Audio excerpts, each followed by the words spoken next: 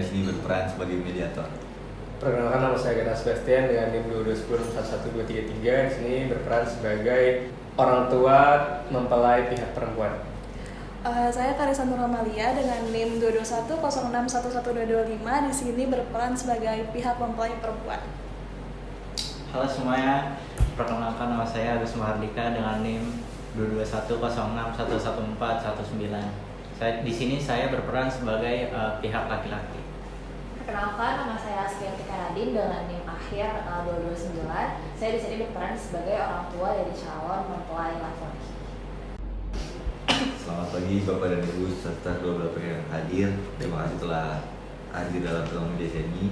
Kita berkumpul untuk mencari solusi terkait bencana tentang panai yang sudah menjadi sumber masalah. Tujuan kita di sini untuk menemukan jalan tengah yang bisa diterima oleh semua pihak, terutama demi kelancaran hubungan antar keluarga pengantin pria dan wanita. Sebelum kita mulai, saya ingin memberitahu bahwa mediasi ini bersifat rahasia dan hanya kita saja yang tahu. Baik. Sekarang saya ingin memberi kesempatan kepada pihak keluarga pengantin perempuan untuk mengungkapkan pendapat tentang panai ini. Baik, terima kasih atas kesempatannya, mediator.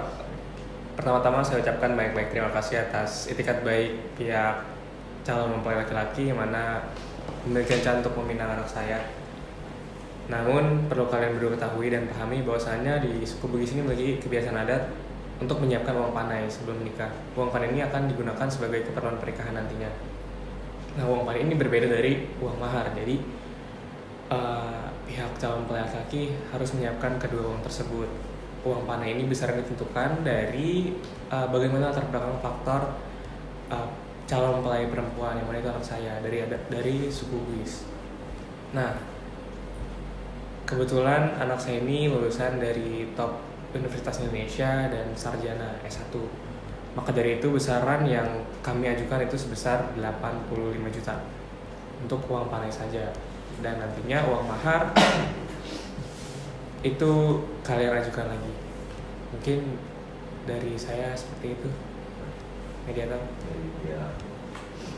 Iya. Mungkin kami juga paham betul mengenai kebiasaan adat suku Bugis yang mewajibkan adanya biaya panai untuk pernikahan pihak perempuan. Terus juga yang memang kita pahami kalau misalkan uang panai ini gak ada aturan secara signifikan ya, secara spesifik berapa jumlahnya. Tapi yang kita tahu itu hanya berdasarkan rata-rata aja, yang mana tadi yang sudah Bapak sebutkan kalau misalkan itu berdasarkan beberapa faktor yang harus disepakati lah berdasarkan bagaimana calon mempelai perempuannya itu sendiri. Nah, karena Karisa ini lulusan pendidikan tinggi, yang mana dari aturan yang sudah kami pahami juga itu berada di rata-rata 50-100 juta. Maka dari itu kami dari pihak laki-laki, pihak Agus itu memampukan untuk uang panainya ada di angka 60-70 juta saja. Dan itu benar, itu hanya uang panai saja. Ada juga mahar yang menjadi kebiasaan atau hukum setiap budaya yang kami mampu hanya 10 juta saja. 60-70 juta. Iya. Bagi saya itu masih terlalu rendah dari tawaran awal saya, yang mana saya mengutarakan bahwasannya perlu menyiapkan uang 85 juta. Dengan tawaran dari kalian 60-70 juta, saya merasa bahwa anak saya tidak dihargai dengan uang segitu. Saya sendiri setuju dengan ayah saya. Melihat dari latar belakang pendidikan saya dan juga saya yang seorang anak tunggal, jumlah yang kalian tawarkan itu terlalu jauh dari tawaran awal dan terlalu rendah. Tapi bukan begitu, itu kan masih di angka rata-rata aturan uang panai untuk lulusan pendidikan tinggi. Kecuali saya mengajukan di bawah 50 juta. Tetap aja, coba mungkin kalian perhatikan lagi dari background latar belakang keluarga kami. Apalagi anak saya ini S1 dari top universitas di Indonesia.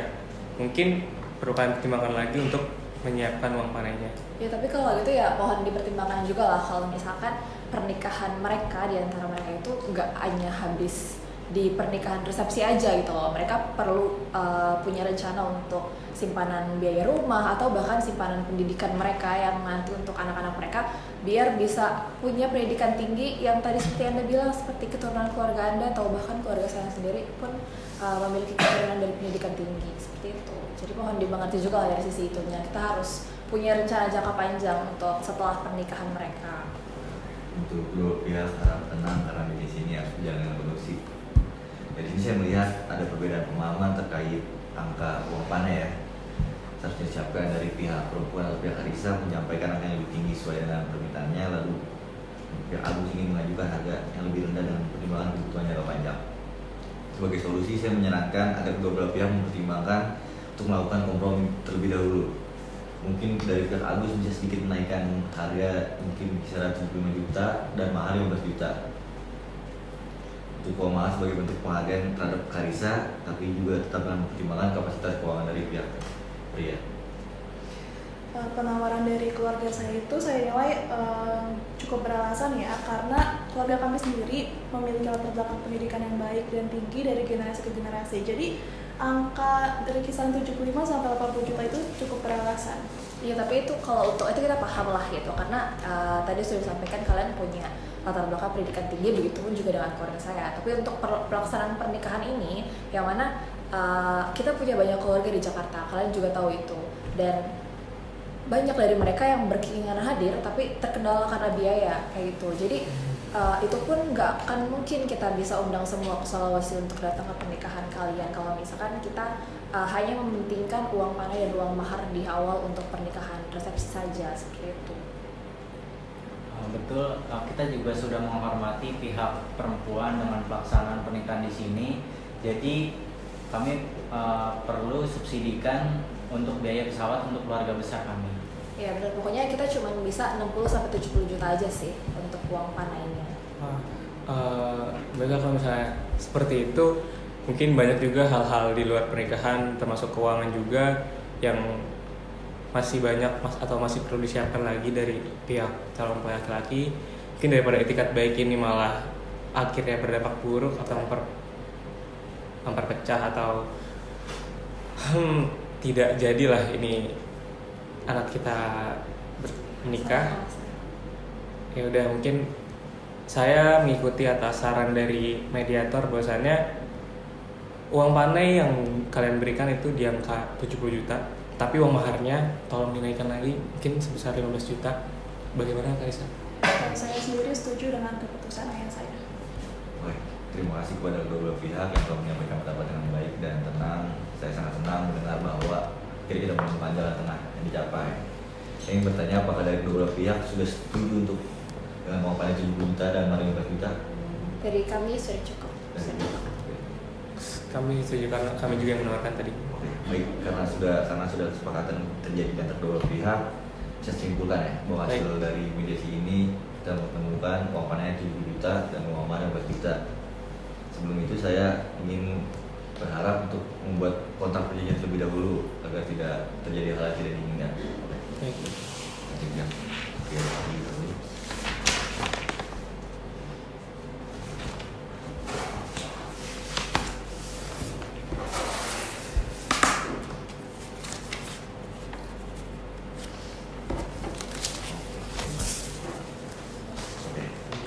Dengan demikian saya menyimpulkan bahwa kedua belah pihak telah sepakat dengan uang panai telah disebutkan tadi. Kesepakatan ini mencerminkan niat baik dan rasa saling menghormati antar keluarga serta mempertimbangkan segala kebutuhan yang ada baik dari sisi adat, keuangan maupun keluarga besar yang terlibat. Oke, semoga dengan adanya kesepakatan ini proses pernikahan kalian berdua dapat berjalan lancar, penuh kebahagiaan bagi kedua keluarga. Terima kasih atas kerjasamanya dan semoga bahagia. Terima kasih. Terima kasih. Bu, makasih Bu. Terima kasih Pak. Bu.